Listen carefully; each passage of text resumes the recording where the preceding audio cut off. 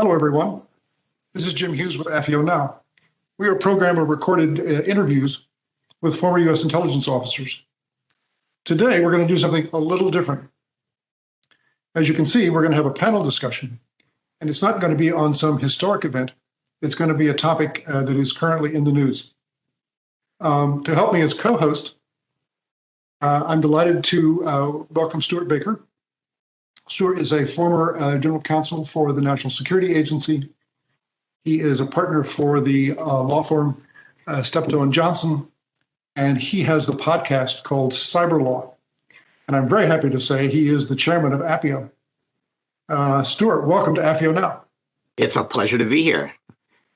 It's particularly a pleasure to be here with two people to talk about this topic who are really expert on it. The topic that we're going to be talking about is legislation that is aimed at addressing the problem of former intelligence officials going to work for foreign governments or entities controlled by foreign governments and doing intelligence-related work of one sort or another, which recently has provoked scandals and indictments. We'll talk a little bit about how we got here and then what the House Intelligence Committee is proposing to do about it in legislation that could pass very soon. The experts that we have brought together are first Chris Bing, who is a Reuters reporter. I've known Chris, for several years. He's been on the podcast. It's a pleasure. His team, and he in particular, broke the story of Project Raven, which is what really has inspired this legislation, and then broke the story of the Project Raven participants being indicted and reaching a plea agreement with the government. So, Chris, it's great to have you here. It's great to be here. Thanks, okay. And Mike Rogers, former congressman, former chairman of the House Intelligence Committee, who followed a lot of these things before they were in the headlines and continues to be deeply involved in intelligence and national security issues as a public commentator and board member. Mike, thank you for joining us. Yeah, thanks, Stewart. It's glad to be here. Chris, great to be on a panel with you. So, Jim, do you want to start the questions? Yes, I'd like to start with Chris Bing. Chris, can you tell us, our audience, a little bit more about Project Raven that led to both criminal investigation and a possible response by the Congress? Yeah, so this story really begins in late 2018, early 2019, when myself and a colleague continued to hear rumors about a group of former American intelligence officials who were returning from the Middle East to the Maryland and Virginia area, taking on defense contracting jobs, who were kind of telling their story to colleagues about how they had done some pretty unethical stuff on this contract abroad, offering hacking services to an authoritarian government after working in the U.S. intelligence community, primarily the National Security Agency and CIA. And as people were coming back and as these stories were slowly starting to reverberate in the local area, my colleague and I started picking up on them. We wanted to learn more. We wanted to understand what had happened, where it was happening, who was affected, what were the contours that allowed this to happen. And pretty soon, we pieced together that over the last really decade, there had been a long-standing contract spread across multiple companies, from SRA International and Good Harbor originally into a Maryland defense contractor named Cyberpoint, and then later into an Emirati cybersecurity company known as Dark Matter. This contract was designed to bring over former U.S. intelligence officials, people with hacking skills and hacking tradecraft, and have them work for the Emirati government, providing offensive services. And it's through this reporting that you see some of the legislation that's coming out today. While we were doing this story, we understood also that the FBI and the Justice Department was seeking a case and pursuing an investigation into these activities. because of violations in export control laws. There was also concerns about leaks of classified secrets, since the individuals that were going over there were providing services almost solely based off their knowledge of how those things were conducted in the U.S. intelligence community. And so you saw that the last story we wrote on this was in late 2019. And then since then, now have the FBI investigation going public. You have 3 separate criminal charges against individuals that are part of this program. And then as Stewart mentioned earlier, you now have the beginnings of this legislation in the House Intelligence Committee. I'd like to turn to Mike Rogers now. Mike, how big a problem is this with former U.S. intelligence officers with access to sensitive sources and methods going overseas to work for foreign governments? Well, I can't say it's huge in numbers, but I think it is huge in impact. And that's why some of these cases rose up to me, certainly when I was chairman of the Intelligence Committee. And it wasn't just intelligence officers. I think we need to make this clear. So other cases where we had, several cases, political appointee U.S. ambassadors who literally walked out the door and walked down, when their ambassadorship was over, and walked down the hall and signed up with the government, of which, as we all know, we're getting pretty sensitive information from our intelligence collection activities in that particular country. To me, that was a problem. We also, on the defense side, we had cases that rose up that got to the point where we were a little bit concerned about people just selling some services to foreign governments. So I think the problem is big in the sense that it happens, and it happens with frequency. Again, not everybody's rushing out the door to do this, and I don't want to create that opinion. But when it happens in a way like we just saw that Chris outlined, and that was some really great reporting on that, I thought, it becomes a huge problem. And so back when I was chairman, we were still having these debates, and it was interesting, and I'd be interested in some of the members weighing in on this. Who owns that clearance, right? We were going through a process at the time where we were having people who were purposely leaking information that was classified. They didn't have authority to do it. And sorry, Chris, but they ought not to be doing that part either.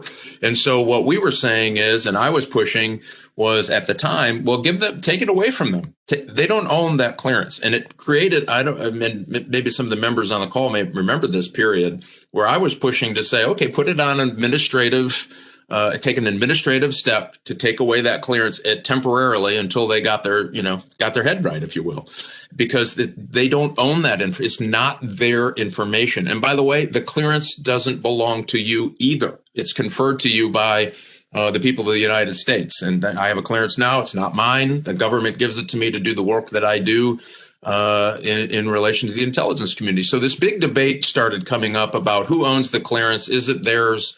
And what were we taking away from that individual if they couldn't go sell their services to fill in the blank? That was all. These were all debates that we had inside that committee. So to me, it was an interesting time because I think the Snowden affair we started seeing these copycat activities on people thinking that they should share it for other reasons. We also saw that people had some belief, and again, everyone from ambassadors to intelligence officers and everything in between, thinking, well, maybe I can go sell these services overseas. So I think it's a problem. I think it's a problem to do something about. I'm not sure the legislation got it exactly right, and it certainly didn't include some of the other big violators of this activity as well. Stewart, do you want to take the next set? Yeah, because I want to pick up on some of the things that Mike said. I want to start by saying I don't think there's anybody who thinks that Project Raven turned out well, or that the people who did those things should have done those things. And in general, I think there's a feeling that probably we should do more to make sure that people who've had clearances, who've had access to very sensitive tools and capabilities, understand that, as Mike said, that's not their information to use for their own personal career advancement. That's information they had for the United States government, and the United States government needs to control how they use it. Now, there are controls.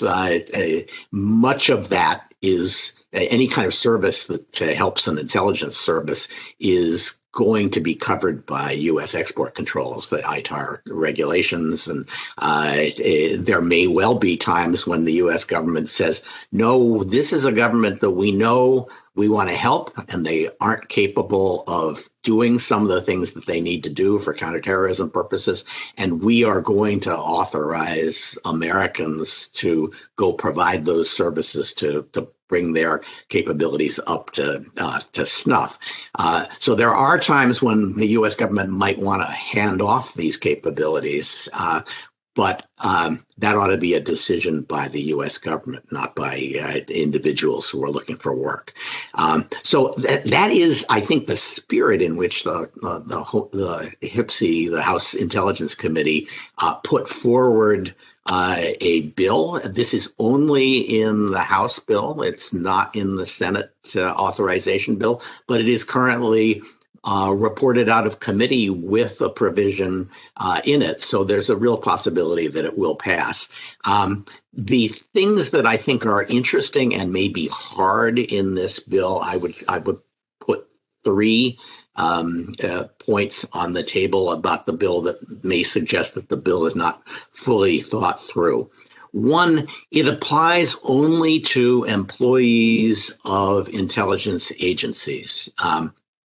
That would include people who've been detailed to an intelligence agency. If they come out and then go leave the service, they could be covered by this to some degree. But by and large, if you were in the special forces or were an admiral or an ambassador, and you were getting detailed source and method briefings on a regular basis, and you knew a lot about what our intelligence collection posture was in a particular country, all of that, which is highly sensitive, would be in the hands of a State Department or a Defense Department employee who's leaving the government and would not be covered by this legislation. To my mind, there's a real question whether that's an appropriate division of responsibility, or whether the intelligence agencies ought to be singled out for regulatory action when we're not doing something that covers the sources and methods information and anybody who has it. So that's question one about the legislation. The second issue I see with this legislation is that it is enforced in part by a kind of record-keeping requirement. The employee who takes a job has to disclose that job if they think it might be covered to their agency. The agency has to keep records of every employee who within the last several years has gone to work for a foreign government-influenced entity.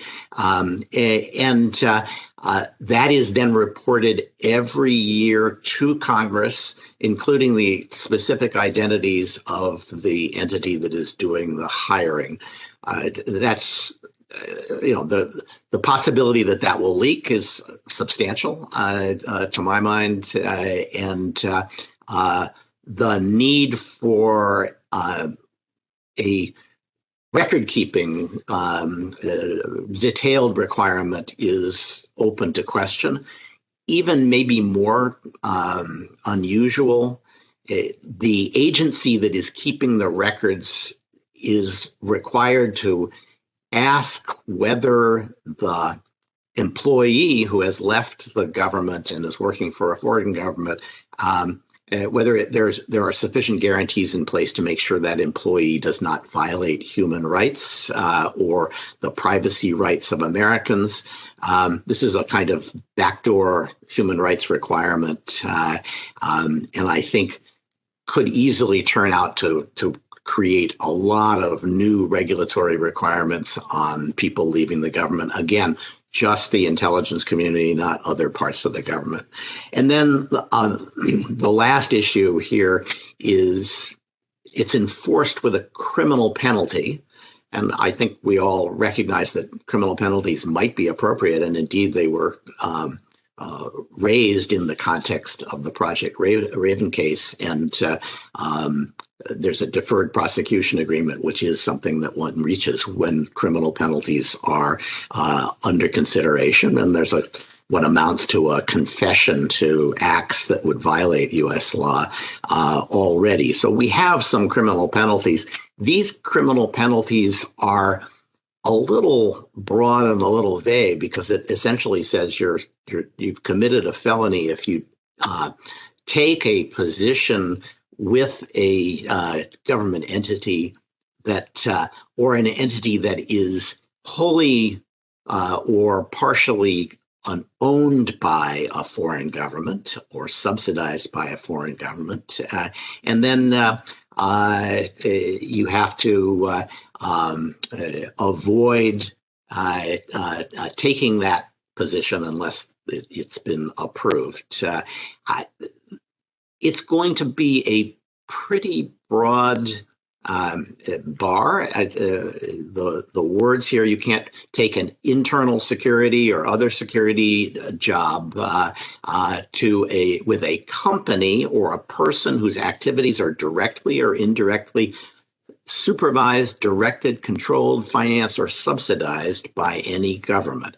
I read that as potentially saying you can't become the chief information security officer for Airbus, which is obviously financed and subsidized in major part by foreign governments. That may be excessive for a criminal penalty. You might say, well, if we required people to notify us of that, we might want to write broadly. But I do think the criminal penalties here, where it's not clear how much we need in additional criminal penalties, and the provision is written very generally. There are questions about whether this should be revised to much more narrowly focus on making sure that people have disclosed and not so much on trying to write a standard of who they can work for and can't work for. So those are the three big issues I see with the legislation. Nobody disagrees that I'm aware of that we ought to have some restrictions, but those three questions ought to get a close look in Congress before we pass a bill like this.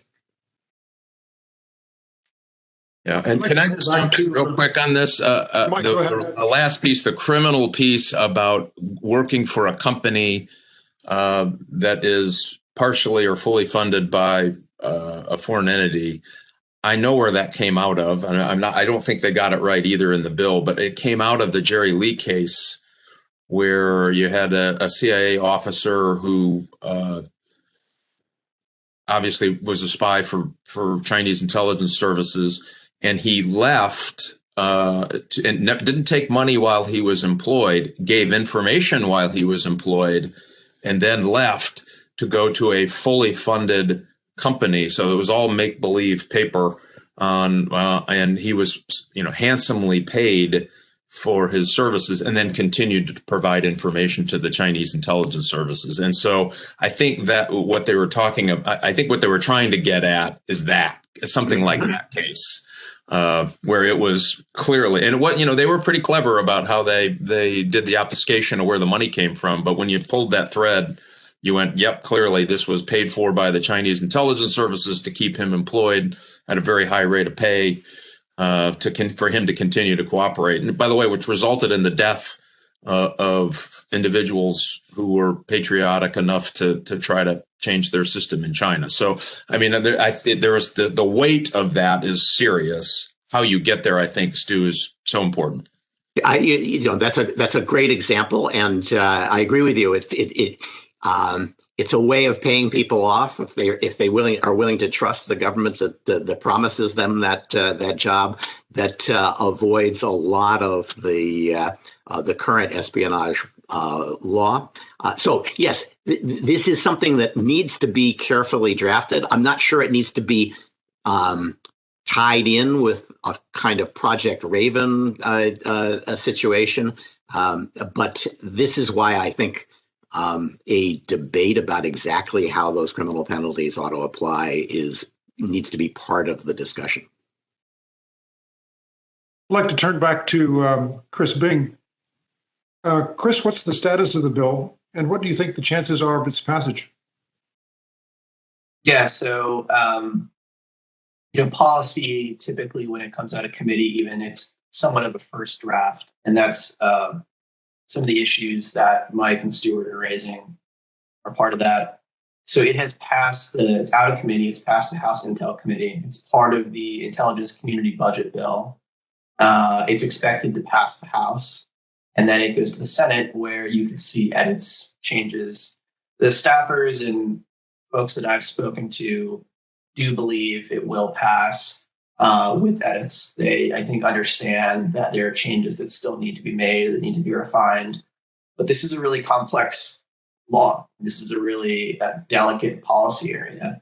And I think one challenge within it that I've understood that both Mike and Stewart touch on is how do you categorize the countries where this should be barred, essentially, right? Like there are countries where it is very obvious and that can be written into law: Russia, China, Iran, North Korea.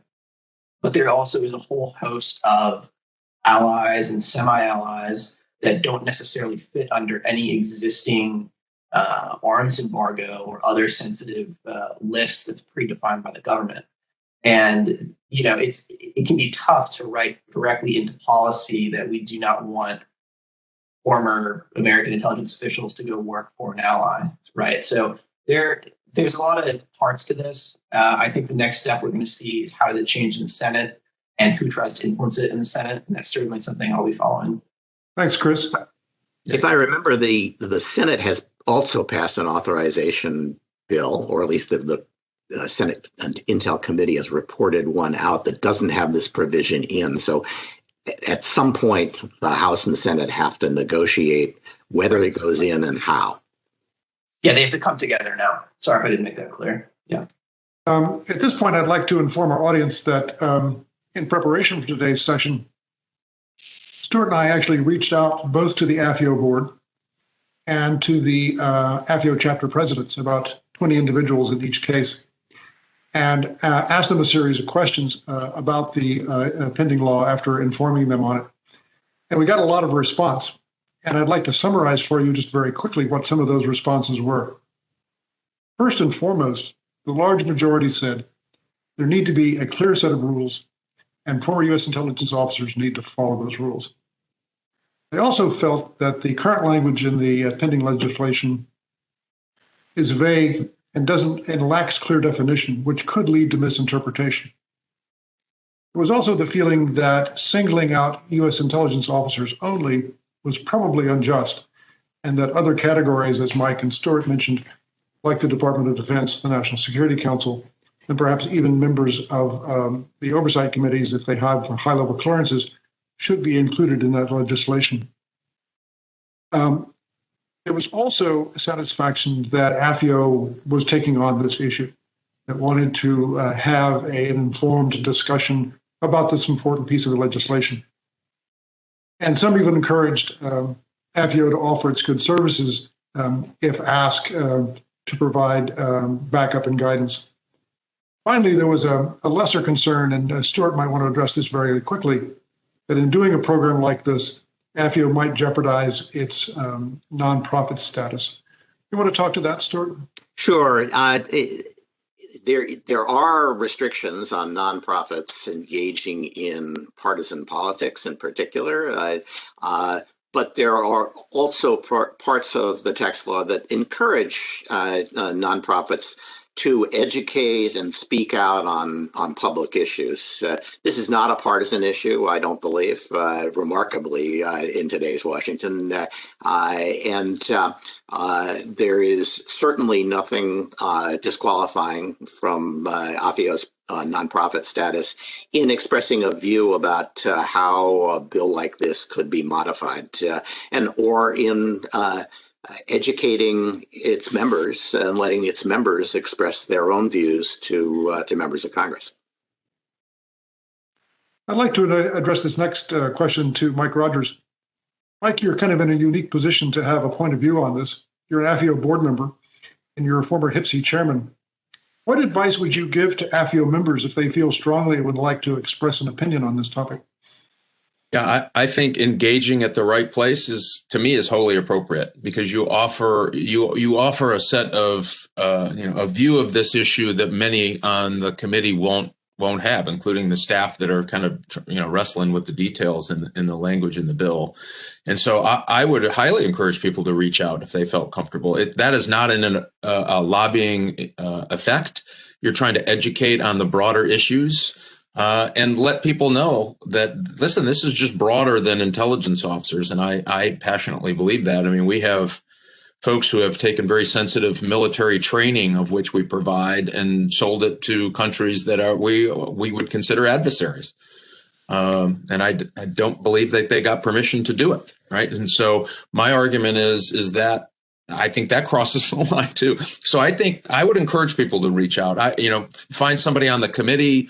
Make a phone call, send an email, write a note, write a letter. Letter is obviously going to take a lot longer to get there. It has to go through the whole, the radiation process in some, undisclosed location. So I highly suggest emails and phone calls work just as well.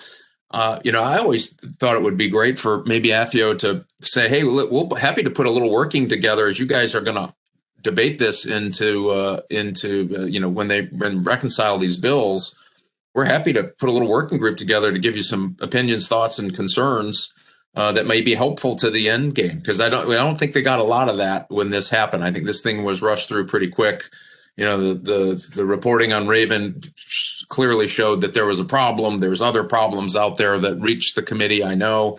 And so you start thinking, okay, we got to do something. Let's go do something. So I think that would be absolutely a worthwhile conversation to have. And it can be thoughtful. And again, it's not partisan. It would be an education process. You don't necessarily have to be outrageously public about it. You can just go have these conversations. I think that absolutely would be appropriate. This is Mike Rogers, but I think it would be appropriate for AFIO to do that. Well, I think this is a timely and very important topic. Before we close, I want to give our guest panelists one last chance. If you have anything else that you'd like to offer before we close. I would like to second Mike Rogers' suggestion that AFIO should be quite pleased to offer expert advice to anybody who is on the Hill and wants to think about what kinds of changes are appropriate here, what considerations might be taken into account. And I hope they'll get in touch with you, Jim, and ask for that guidance. Great. And Chris, I think Chris brought this as a great point, that you can't list the countries in the bill. We also know countries that wouldn't fall on the immediate list that frequently share intelligence collected if it would show harm to the United States, and they would do it with a wink and a nod and a cigarette break, as we all know. And so I think that's the challenge we have to get at, is how do you worry about these other countries who are very eager, by the way, today to pay for this information. They are very eager. If I get one more Huawei request for a lot of money, I tell you, it's crazy, right? They're out there trying to figure out ways to get in, and that's just one example. But there are other countries. I mean, think about it: Pakistan, even the Saudis, who are friendly to the United States, and we're friendly to them. What are they doing with information if they were giving it to them? Are they using it in the right way? All of these things are fair questions. And it would be great to have that AFIO expertise to say, hey, you're pretty narrow here in this. The way you've written the criminal statute. I do worry about it too, that it's going to be used at the wrong time for the wrong reason. When you're really just trying to remind these people, hey, listen, you have a responsibility to the United States not to share information that could be used to work against us. Well, this has been a very important topic. I think a great discussion. I want to thank both of our panelists, Chris Bing and Mike Rogers. Gentlemen, we wish you all the best in your future endeavors. Thanks, Jim. Thanks. Thanks, everybody.